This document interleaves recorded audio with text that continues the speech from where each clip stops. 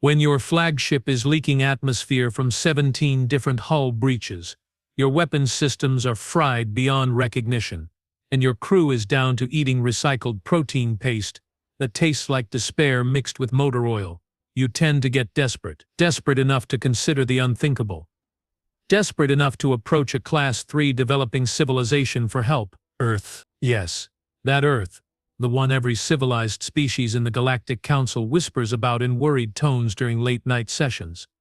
The one with the warning beacons posted around its solar system. The one that somehow survived 3 extinction-level events and still had the audacity to split atoms for fun. My name is Kree, and I am, or was, the navigation officer aboard the Vorthan Union battlecruiser Endless Sky.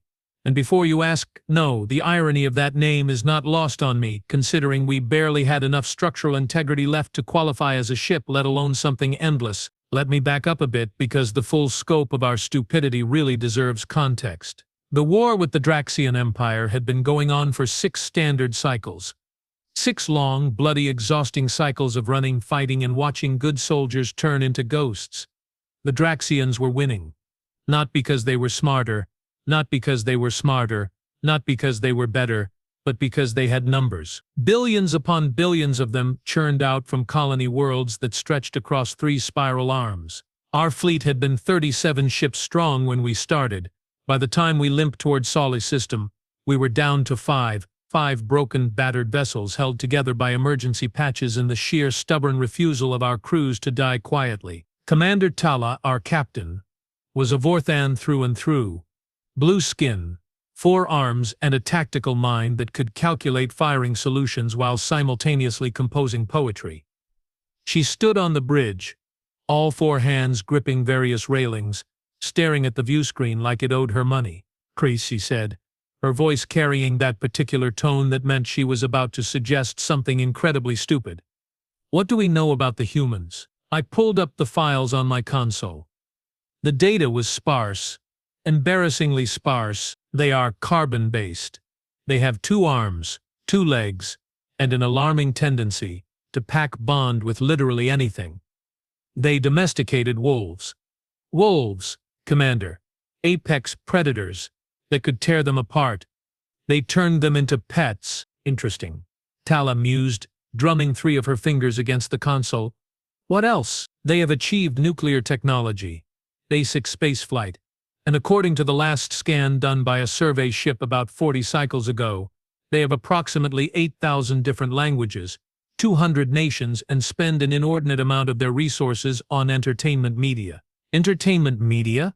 Yes, they create fictional stories and scenarios for amusement. Apparently, they quite enjoy stories about alien invasions. They make them frequently. Talla laughed. It was not a happy sound. More like the laugh of someone who realizes they are standing at the edge of a cliff and their only choices are to jump or wait to be pushed. So, they are expecting us, she said. In a manner of speaking, perhaps. Though, Commander, I must point out that the Council has classified Earth as a prohibited contact zone. There are very specific reasons for that. And those reasons are… I hesitated. The file had excerpts, just snippets from various reconnaissance missions and long-range observations. But the excerpts were, shall we say, concerning. Apparently, Commander, humans have a concept they call spite. When they are losing, when they are outmatched, when all logical analysis says they should surrender, they instead decide to make the victory as costly as possible for their opponent. There are multiple instances in their recorded history of them choosing total destruction over submission. There was an incident on their planet involving 2 massive nation-states with nuclear arsenals pointed at each other for decades. The option of mutually assured destruction did not deter them. It was, in fact, the deterrent. They were willing to end their entire civilization rather than lose. Talla was quiet for a moment. Then she smiled. It was a terrible smile. They sound perfect, she said. Our pilot, a young Catherine named Vix, turned in his seat. Catherines were small, barely a meter tall, with large eyes and even larger ears that twitched when they were nervous. Vix's ears were twitching like mad. Commander, Vix squeaked. With all due respect, and I mean truly all of the respect I can possibly summon from the depths of my terrified soul, are you suggesting we ask the murder monkeys for help? Murder monkeys, our weapons officer, Bront, rumbled from his station. Bront was a Thorian, built like a mountain with skin that resembled stone. He found the term amusing. It is what the Zelthian trade ships call them, Vix explained. After an incident involving a human vessel, a cargo dispute, and 3 Zelthian pirates who made the mistake of boarding said human vessel. The humans were transporting agricultural products, vegetable. I won the fight using vegetables. One of the pirates apparently got knocked unconscious with something called a butternut squash. A what? A type of gourd. I looked it up.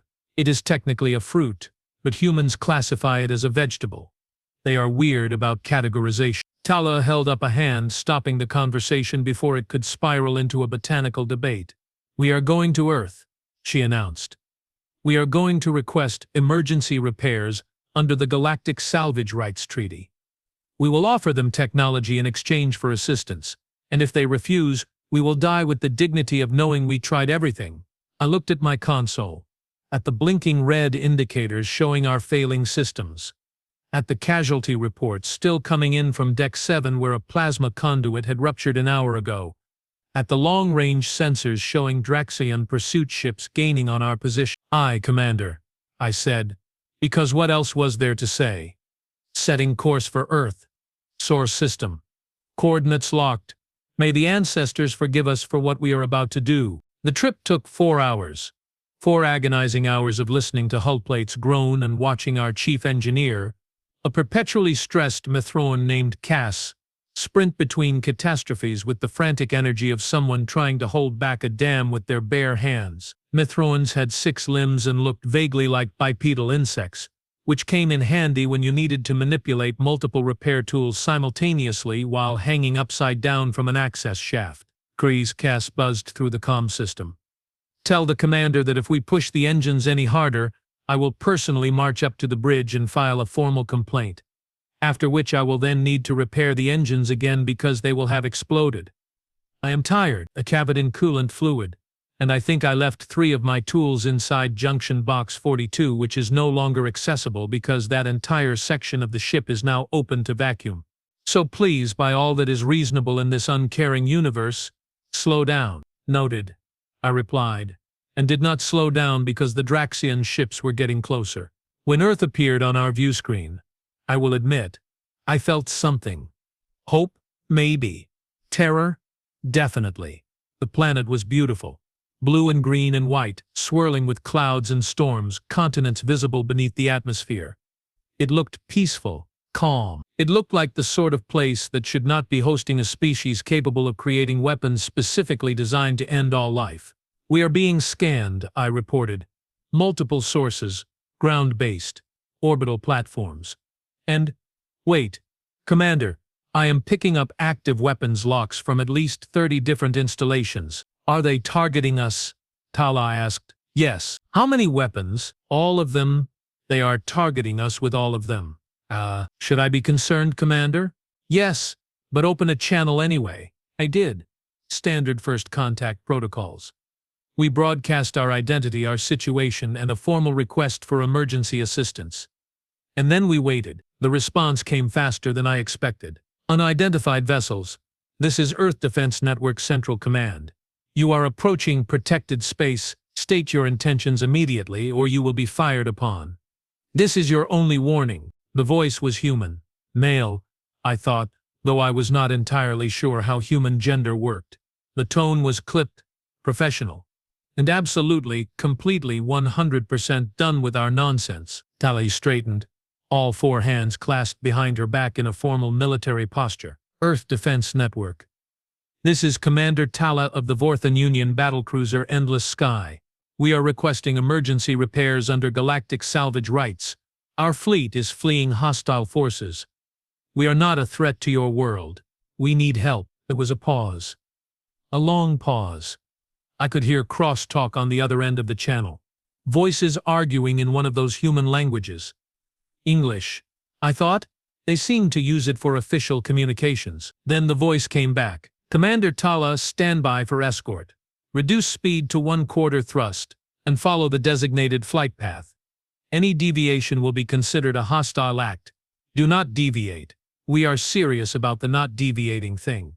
Just follow the lights and nobody gets turned into expanding plasma. Are we clear? Crystal clear, Talla replied, and I sent a silent prayer to ancestors I was not sure I believed in anymore. 6 human craft appeared on our sensors. They were small, sleek, fast. They moved with a precision that made our own piloting look clumsy by comparison. Those are fighters, Brunsavd. Atmospheric capable, single pilot, primitive fusion drives. I am reading kinetic weapons and some kind of missile system. Nothing that could seriously damage us in a fair fight. How many missiles does each fighter carry? Talla asked. Approximately 6 per unit. And if all 6 fighters fired all their missiles at us? Grant was quiet for a moment as he ran the calculations. We would experience a very bad day, Commander. Thought so. Vix, follow their flight path. Do not deviate. We followed the lights. Literal lights. The human fighters had activated some kind of guidance system that painted a path through their orbital defense network. As we flew, I got a better look at what they had built. It was impressive. Terrifyingly impressive. Weapons platforms, kinetic missile arrays, railgun emplacements that could fire projectiles at appreciable fractions of light speed. And everything, absolutely everything, was pointed at us. They really do not trust visitors, I murmured. Would you? Talla replied. If strange ships appeared in your sky carrying weapons and crying about being chased? Fair point. The human fighters guided us to a massive orbital facility. It was not elegant. Not like Vorthan architecture with its flowing lines and aesthetic sensibilities. This was functional, brutal. A floating fortress of metal and composite materials that looked like it had been designed by someone whose primary concern was not beauty but effectiveness. Endless sky. You are cleared to dock at Bay 17. Ground your vessel, power down all weapon systems, and prepare to receive inspection teams. Non-compliance will result in immediate defensive response. Acknowledged, Talla said. We docked.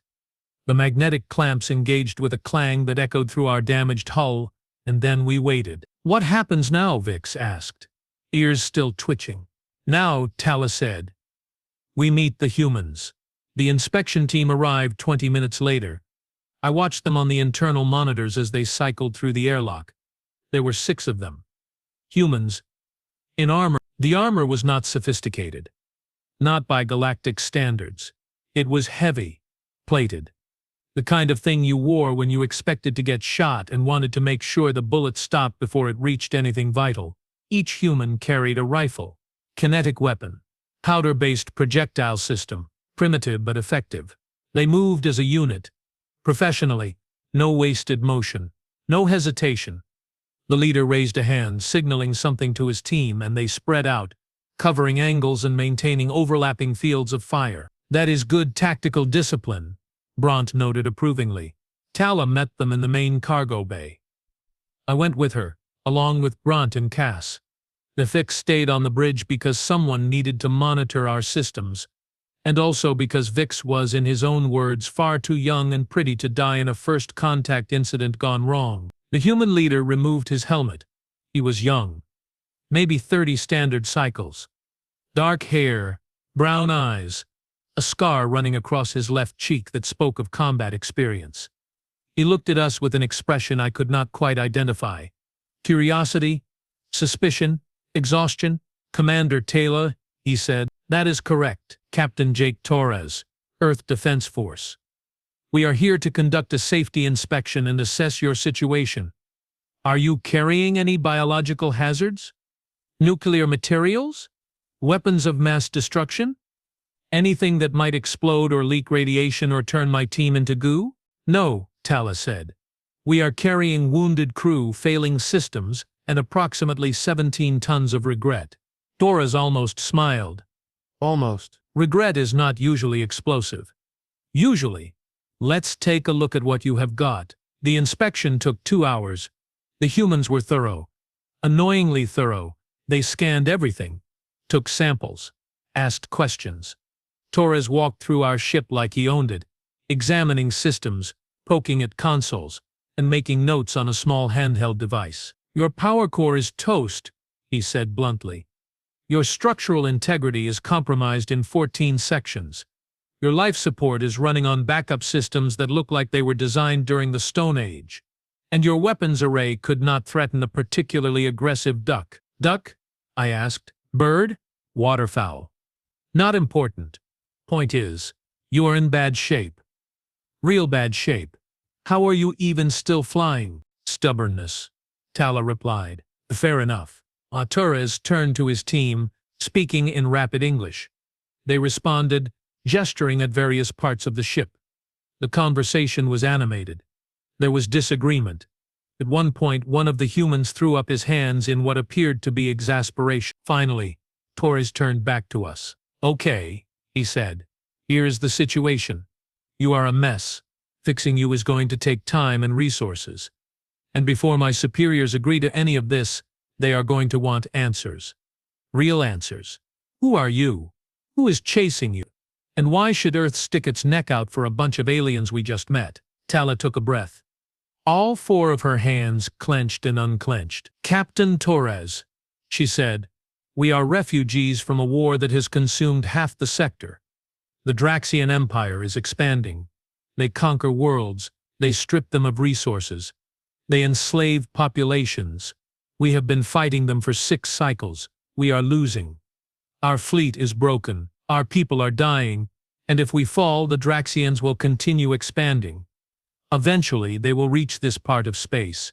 Eventually, they will find Earth. Torres was quiet. His expression gave nothing away. How far behind you are they? He asked. 12 hours, I said. Maybe less. They are faster than us. And they will not stop. How many ships? Their pursuit fleet. 20 vessels. Combat capable. Armed with plasma weapons, missile systems and boarding teams. They will shoot first and ask questions never. Torres looked at me. Really looked at me.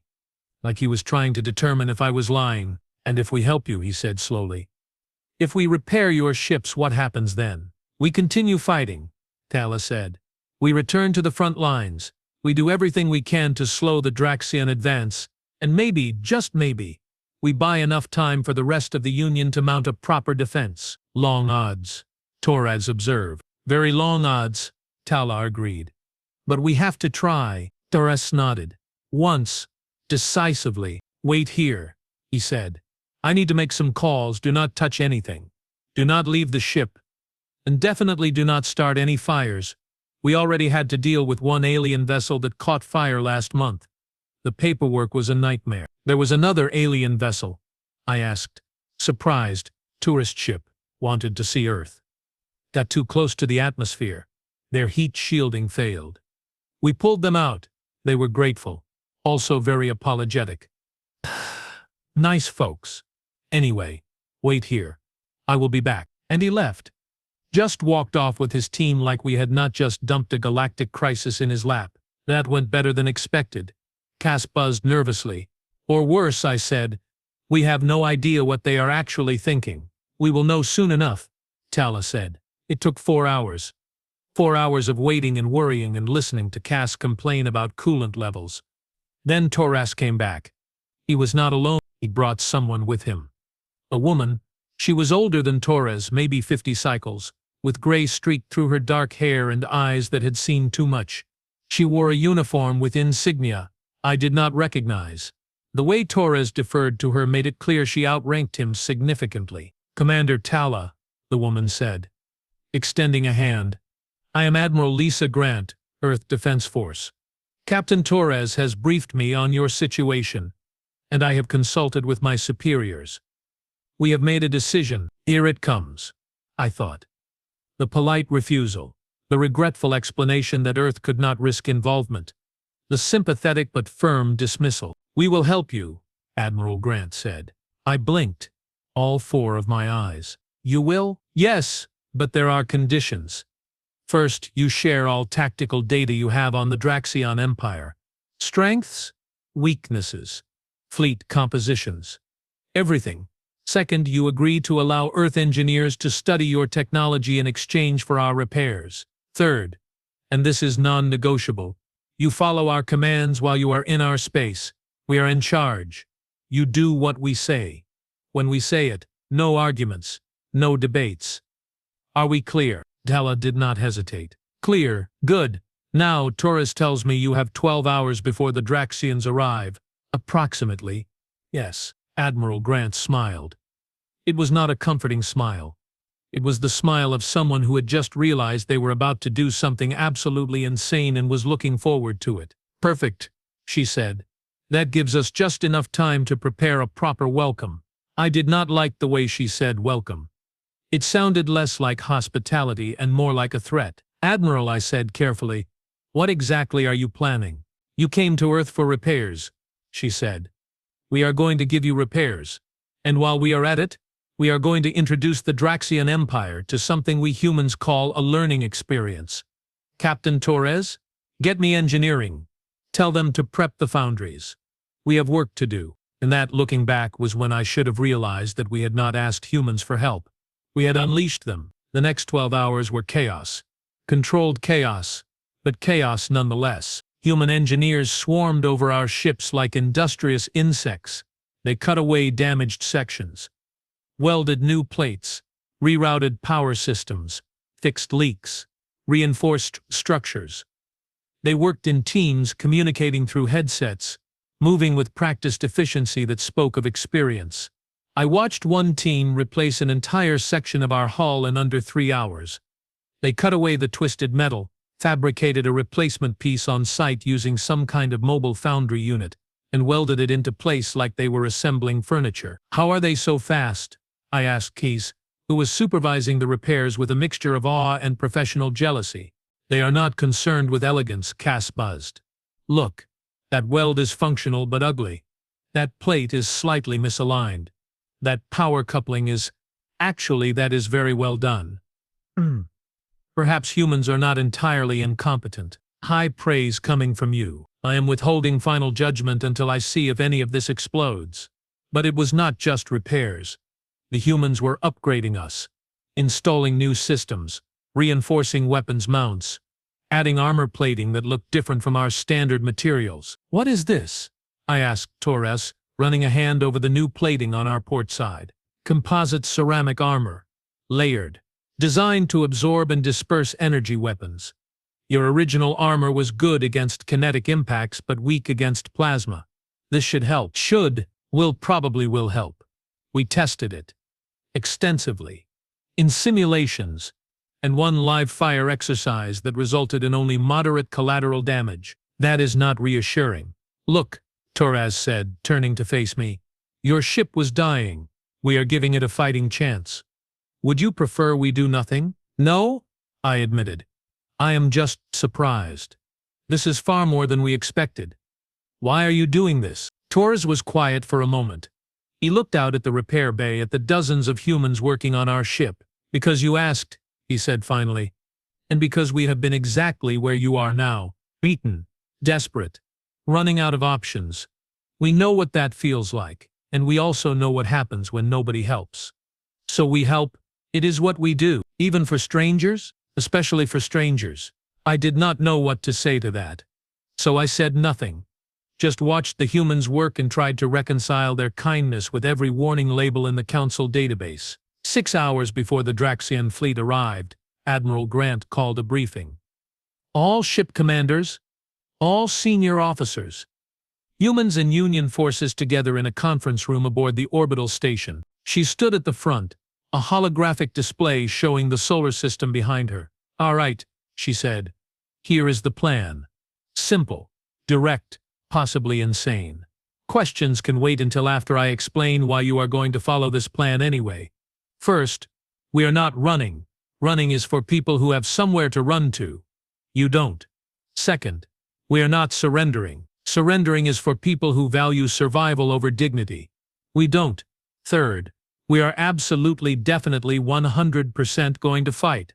Any objection? Silence. Good. Now, the Draxion fleet will arrive expecting to find 5 crippled ships and easy targets. What they will find instead is 5 repaired ships with Earth upgrades and very bad attitudes.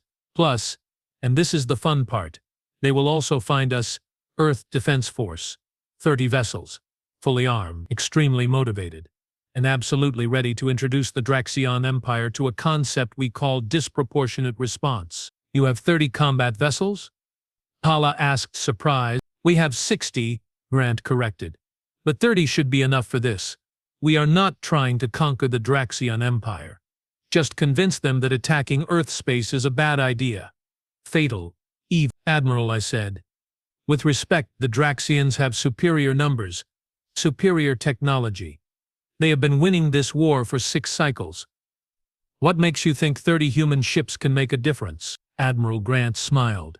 That terrible, terrifying smile. Because we are not fighting fair, she said. And we are very, very good at not fighting fair. The Draxion fleet arrived exactly on schedule. Because of course they did. Draxions were nothing if not punctual. Probably the only admirable quality they possessed, and even that was annoying. 20 warships dropped out of faster-than-light travel at the edge of the Solar system. Heavy cruisers, battle frigates, destroyer-class vessels, bristling with weapons.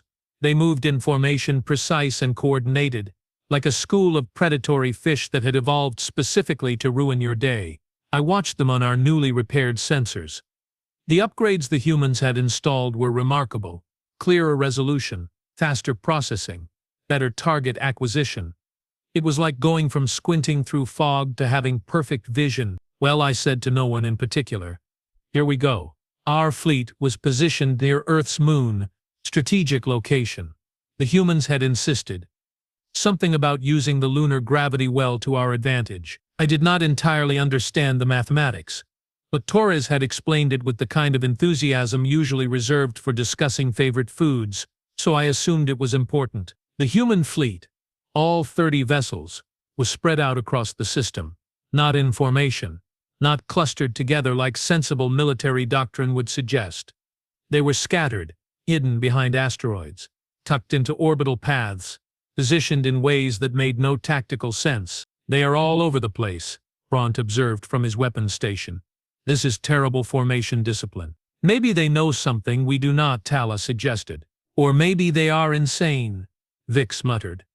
I am going with insane. It makes me feel better about our life choices. The Draxion fleet's lead ship opened a communication channel. Because they always did.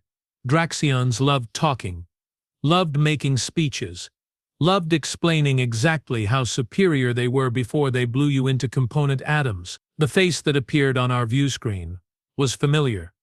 Commander Skan, a Draxion officer. I had encountered twice before. Both times had ended with me running away while his ships fired at my engines. Draxions looked vaguely reptilian. Scaled skin, cold eyes, mouths full of too many teeth.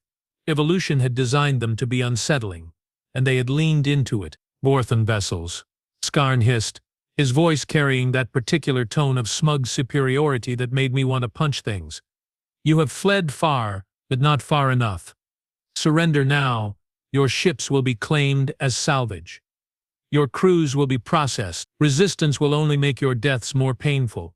You have 60 seconds to comply. Talla looked at me, then at Bront, then at Cass, who had joined us on the bridge because all the major systems were repaired and she wanted to watch what happened next. Should we respond? I asked. Oh yes, Talla said. But I think we should let our new friends handle this one. She nodded to Vix, who opened a channel to the human flagship. A vessel they had named, with typical human whimsy, the Indomitable. Because humans apparently thought naming ships after abstract concepts was amusing, Admiral Grant's face appeared on our secondary screen. She looked calm, relaxed, like she was about to enjoy herself immensely. Commander Talla, she said. I assume you heard that, every word. He gives us 60 seconds. How generous. Captain Torres, are we ready? Torres appeared beside her, checking a datapad. All ships report ready. Admiral. Weapons hot. Targets acquired. Everyone is very excited to begin the festivities. Excellent. Broadcast on all frequencies. Let's introduce ourselves properly. The channel shifted. Suddenly, Skan was not just talking to us. He was talking to everyone. Every ship. Every sensor array. Every monitoring station in the Draxion fleet. Admiral Grant said, her voice cutting across the void like a knife. This is Admiral Lisa Grant, Earth Defense Force. You have entered Soli's system without permission. You have made threats against vessels under our protection, and you have precisely 10 seconds to turn around and leave before we make you regret every life choice that brought you here." Skarn laughed. Actually laughed. It sounded like rocks grinding together. "Humans," he said, practically spitting the word. "Primitives. You dare threaten the Draxion Empire? You, who have barely left your own planet. We have conquered 100 worlds. We will add Earth to that list. After we finish with these traitors." "Cool story," Grant replied. "Terrible execution. Fire. What happened next will be etched into my memory until the day I die. Possibly longer if there is an afterlife, because I suspect I will spend eternity trying to explain it to confused ancestors." The human ships opened fire.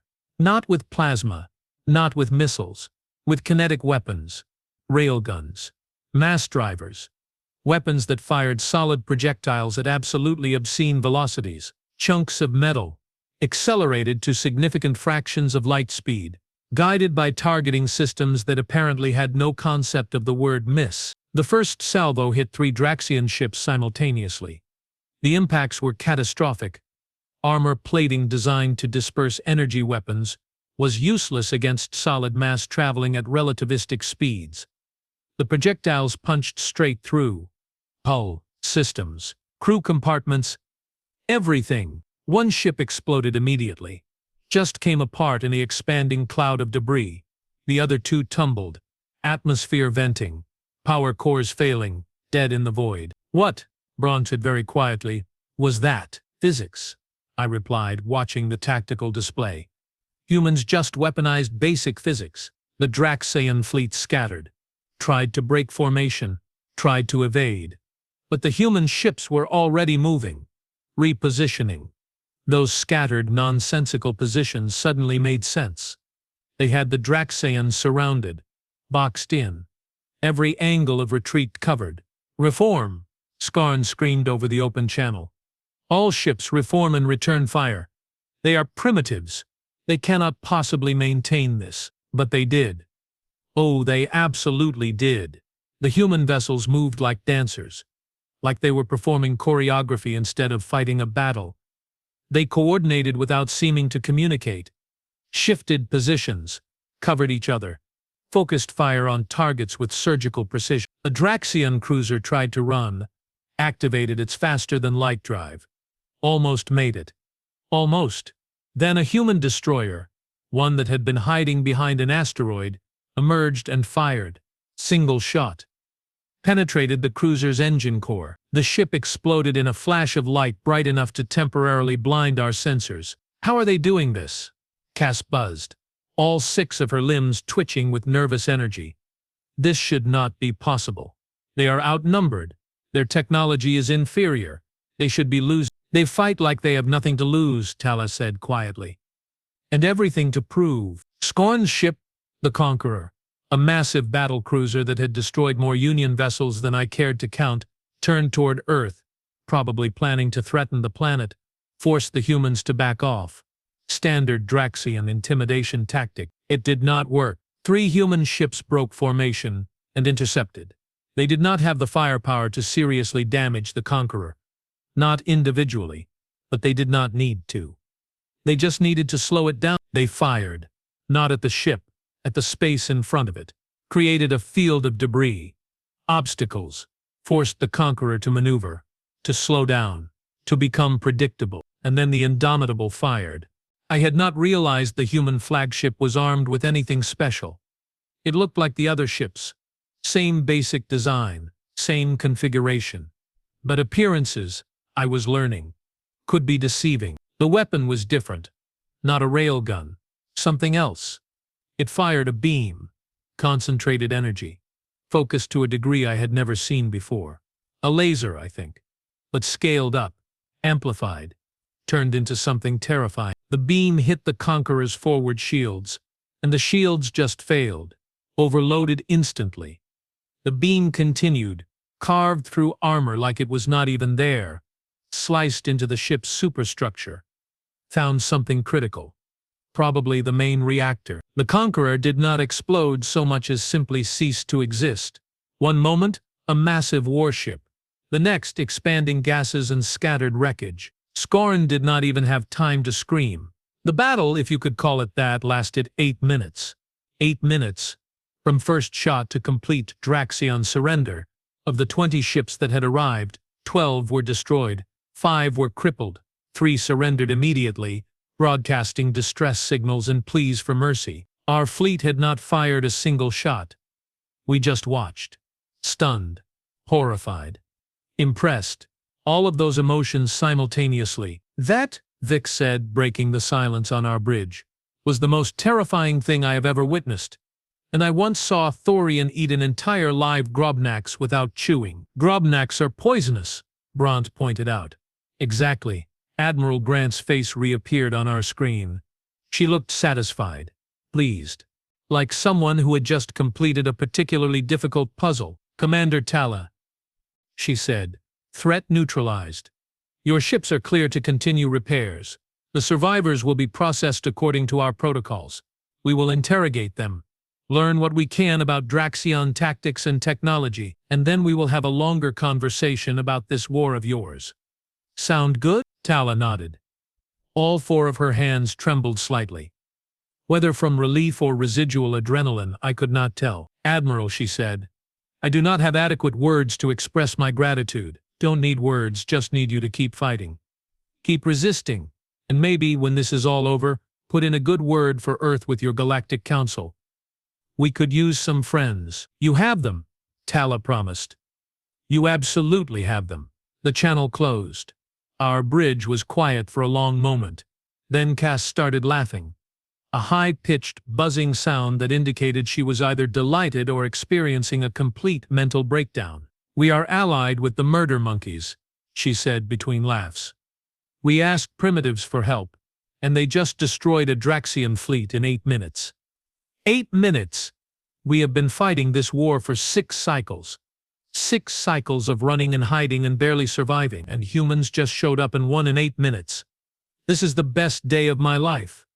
Or the worst. I honestly cannot tell anymore. I understood the feeling. My entire worldview had shifted. Everything I thought I knew about military strategy, about technological superiority, about the nature of warfare, had been turned upside down. Humans did not fight like any other species. They did not follow conventional tactics. They adapted, improvised, used whatever advantages they had, no matter how unconventional. And they did it with a casual brutality that was somehow both horrifying and inspiring. Over the next 3 days, the humans finished repairing our ships. Not just repaired, upgraded, enhanced, improved beyond recognition. Our weapons systems were integrated with human targeting computers. Our shields were reinforced with human technology. Our engines were tuned for better efficiency. Even our basic systems, life support and navigation and communications, were upgraded with human improvements. Torres gave me a tour of the modifications on the endless sky. He walked me through each change, explaining the reasoning, the benefits, the trade-offs. This is your new power distribution network, he said, pointing at a console that looked nothing like our original design. More efficient, faster response times. If you take damage, the system will automatically reroute power to critical systems. It thinks, well, not thinks, but it makes decisions, smart decisions. Will it try to take over the ship? I asked, only half joking. No, Torres said, then paused. Probably not. We programmed in safeguards. Lots of safeguards. But if it does try to take over, just hit this emergency shutdown. Red button. Big and obvious. You cannot miss it. That is reassuring. Look, I am an engineer, not a therapist. I fix things. I make things better. I do not hold your hand and tell you everything will be okay. But I will tell you this. Your ship was dead. We brought it back and we made it stronger. So maybe cut us some slack on the bedside manner. He had a point. I stopped complaining. On the 4th day, Admiral Grant called another briefing.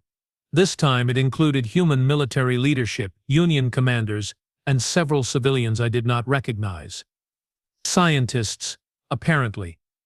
experts in various fields. "All right," Grant said, standing at the front of the room. "We have learned a lot from the Draxion prisoners. Most of it confirms what you told us. Expanding empire, aggressive conquest, resource extraction, standard bad guy stuff. But we also learned something interesting. The Draxions are overextended. They control a lot of territory, but they do not have enough ships to properly defend all of it. They rely on intimidation, reputation, the assumption that resistance is futile, which it has been," Talla said quietly. "Until now, exactly. So here is what we are proposing. A joint operation, Earth and the Vorthan Union. We hit them where they are weak. Target their supply lines, their logistics, their infrastructure. We do not try to match them ship for ship. We make them bleed, make them commit resources to defense, force them to spread even thinner, and eventually we break them. That would require coordination," I said. "Communication. Combined tactics. Our species have never worked together before." "True," Grant agreed. "But you have also never had humans on your side before. We are very good at making friends, and even better at making enemies regret their life choices. What do you say, Commander Talla? Want to team up and kick some Draxion ass?" Talla smiled. All four of her hands clasped together in a gesture of agreement. "Admiral Grant," she said, "it would be our honor." The plan was ambitious. Audacious, probably insane. We would split into strike groups, mixed crews, human ships and Union vessels working together, hit multiple Draxion supply depots simultaneously, cause chaos, confusion, force them to respond. Over the next week we trained humans and Union forces together, learning each other's systems, each other's tactics, each other's languages. It was messy, chaotic. Arguments broke out. Cultural misunderstandings led to confusion. But slowly, gradually it worked. We learned to communicate, to coordinate, to trust each other. I spent most of my time working with Torres. He taught me human navigation techniques. I taught him Union sensor protocols. We argued constantly about the proper way to calculate jump coordinates. Neither of us won those arguments. But we both learned. "You know," Torres said one evening as we were reviewing tactical data, "when you first showed up I thought you were going to be a problem. Aliens fleeing a war, asking for help. Usually that is code for we are about to dump our problems in your lap and run away. And now?" I asked. "Now I think you are stubborn idiots who refuse to quit even when quitting makes sense. Which means you will fit right in with humans. We are all stubborn idiots here. Welcome to the club." I took that as a compliment. Pretty sure it was meant as one. The first joint operation launched 2 weeks after the Battle of Sol. That is what the humans were calling it. The Battle of Sol. They had already written songs about it. Actual song. Vix had discovered human music and spent hours listening to something called rock and roll, which apparently was designed to be played at volumes that caused permanent hearing damage. Our strike group consisted of 3 Union ships and 4 human vessels. Target was a Draxion supply depot in the Kelthar system. Intelligence suggested minimal defenses. Just a few patrol ships and static defenses. Intelligence was wrong. Because of course it was. We dropped out of faster-than-light travel to find 8 Draxion warships waiting for us. They had been expecting an attack, not us specifically, but someone. They had reinforced the system, set up ambush positions, prepared for a fight. "Well," I said as alarms started blaring across our bridge. "This is bad." "Bad would be an improvement," Vic squeaked, his ears flat against his skull. "This is catastrophic. We are outnumbered, outgunned, and definitely about to die. I am too young for this. I have not even reproduced yet." "Focus, Vix," Talla snapped. "All ships, combat formation. Humans, what are our options?" Captain Elena Shaw, commanding the human destroyer Swift Justice, responded immediately. Her voice was calm, professional, utterly unconcerned with the fact that we were facing overwhelming odds. "Options are simple," she said. "We fight, we win, or we die trying and make it really expensive for them. Personally, I prefer the first option. All ships execute pattern Delta 7. Union vessels follow our lead. Trust us. This is going to get weird. It got weird. The human ships accelerated directly toward the Draxion fleet. No evasive maneuvers. No caution. Just straight-line aggression. The Draxions opened fire. Plasma bolts. Missiles. Everything they had, and the human ships dodged, weaved, spun, moved like they were performing aerobatics instead of fleeing incoming fire. How are they doing that? Bront demanded.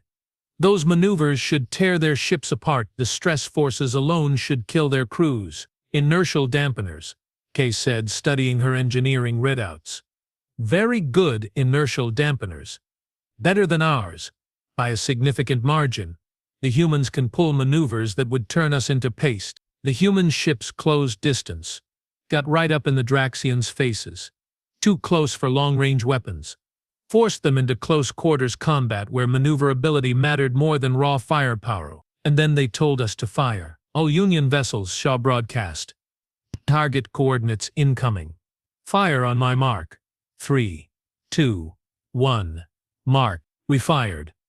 All 3 Union ships simultaneously, plasma weapons, focused on specific points that the humans had identified. Weak spots, vulnerable areas, places where Draxion shields were stretched thin because they were focused on tracking the human ships dancing around them. 2 Draxion vessels took critical damage. One lost shields entirely. The other lost maneuvering capability. The human ships finished them. Railgun shots. Precise. Devastating. No wasted ammunition. Just cold, calculated destruction. The remaining Draxion ships tried to retreat. Tried to regroup. But we were already moving. Already repositioning. Humans and Union forces working together. Coordinated. Synchronized. Like we had been doing this for years instead of weeks. We destroyed 4 more ships, captured 1. The last ship managed to jump away, fleeing to faster than light speeds, broadcasting warnings and distress signals. Let them go, Shaw said. Let them tell their friends what happened here. Let them spread the word. Attacking Earth space has consequences. Attacking our allies has consequences. The Draxion Empire is not invincible. The supply depot surrendered without a fight. We captured supplies, prisoners, intelligence data.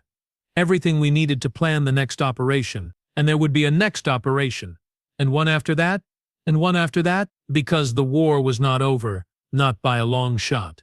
The Draxion Empire was vast, powerful, dangerous. But they were not unbeatable, and now they knew it. We returned to Earth 2 months later. Our strike group had completed 6 operations, 6 successful raids against Draxion infrastructure. We had lost 2 ships, a human frigate and a Union corvette, but we had destroyed 23 Draxion vessels and crippled their logistics in 3 sectors. The human orbital station had grown, new sections, new facilities, more ships under construction. Earth was mobilizing, preparing for a long war. Admiral Grant met us personally when we docked. Commander Talla, she said. Welcome back. I hear you have been busy. We learned from the best, Talla replied. Flattery will get you everywhere. Come on, we have much to discuss. Plans to make. Wars to win. I followed them to the conference room. Torres fell into step beside me. You look tired, he observed. I am tired, I admitted. 2 months of constant operations, combat, stress, not much sleep. Get used to it. This is just the beginning. But hey, look on the bright side, which is, you are still alive. Still fighting, still making a difference. That counts for something. He was right. It did count.